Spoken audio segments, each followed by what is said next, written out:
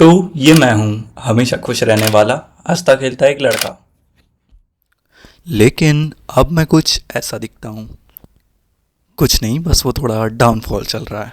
इतना गंदा कि पिछले 1.5 साल से बालों और डिप्रेशन के सिवा कुछ बढ़ा ही नहीं लाइफ में। तो तुम सोच रहे होगे कि मैं इतना हंस क्यों रहा हूँ, तो मैं बस इतना ही कहूँगा, जिस इंसान की किस्मत ने उसका मजाक बना रखा हो वो हंसने के सिवा और कर भी क्या सकता है। तो शायद तुम मुझे जानते नहीं, तो जान पहचान हम ये डॉक्यूमेंट्री देखते देखते बना लेंगे।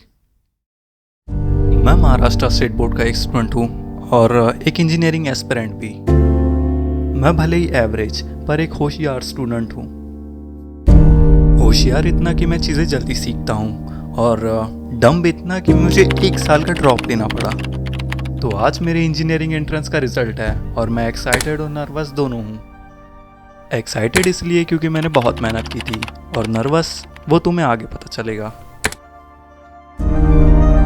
कभी कभी लगता है जिसने भी मेरा नाम लक्की रखा है उसके पीछे चाकू लेकर दौड़ूं या बंदूक से ही ठोक दूं। Sorry for disturbing. Let's get back to documentary. तो जिसका डर था वही हुआ। मेरी परसेंटाइल एक्सपेक्टेशन से भी ज़्यादा लो थे। मेरी 1 साल की मेहनत एक दिन में वेस्ट ऑफ टाइम बन गई। कल तक जो दीवारें चुपचाप बैठकर मुझे पढ़ते हुए देख रही थी, आज वही मुझसे चीख चीख कर ये सवाल कर रही हैं, अब आगे क्या। अब मेरे रिजल्ट की भनक सबको लग गई है। अब मुझे खुद के डिसीजन पर रिग्रेट हो रहा था। जिन लोगों से मैंने साल भर बात भी नहीं की, आज उनके भी मैसेजेस आ रहे थे। मेरे जो दोस्त पहले फर्स्ट ईयर में हुआ करते थे, शायद अब वो सेकेंड ईयर में चले जाएंगे। सोशल मीडिया देखकर तो ऐसे लग रहा था जैसे सब आगे निकल गया और मैं ही कहीं पीछे रह गया। मेरे कुछ रिश्तेदारों ने तो ये भी कह दिया था, ड्रॉप लेकर भी क्रैक नहीं हुआ। मैंने तो पहले ही बोला था, इससे तो बीटेक होने से रहा। बस अब एडमिशन लेकर बात खत्म कर। कुछ डिसीजंस को लेना इतना आसान भी नहीं होता। शायद अब मुझे रुक जाना चाहिए। मैं चाहता तो किसी भी टियर 3 कॉलेज में एडमिशन ले लेता। मैं चाहता तो शायद मेरे पेरेंट्स का मन भी रख देता और उन लोगों का भी मुंह बंद कर देता जिन्हें ना मेरी फैमिली की पड़ी है ना मेरे फ्यूचर की। पर ऐसा करने के बाद क्या मैं उस लड़के से नज़र मिला पाता जिसे मैं रोज़ आईने में देखता हूँ? मैं चाहता तो यहीं हार मान लेता, लेकिन किसी महापुरुष ने मुझे ये कहा था, and it goes like this. वो लकी क्या जो अपनी किस्मत से ना लड़े।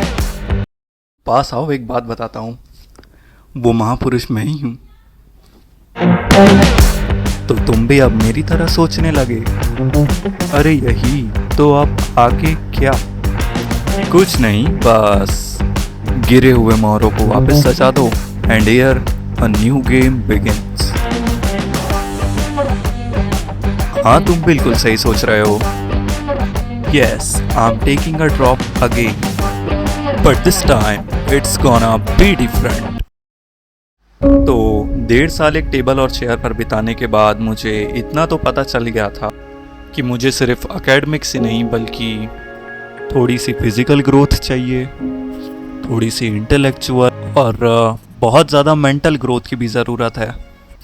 सच कहूँ तो मुझे पता है ये कोई आसान काम नहीं है इतना ग्रो करना। मुझे नहीं पता कि मेरा ड्रॉप लेने का डिसीजन सही है भी या नहीं, या मुझसे सीईटी क्रैक होगा भी या नहीं। मैं तो ये वीडियो भी बस इसीलिए बना रहा हूँ क्योंकि ये मेरी एक हॉबी है, और हाँ, अगर ये चैनल मोनेटाइज हो गया तो मैं इससे शायद अपनी कॉलेज की फ़ीस भरूँगा।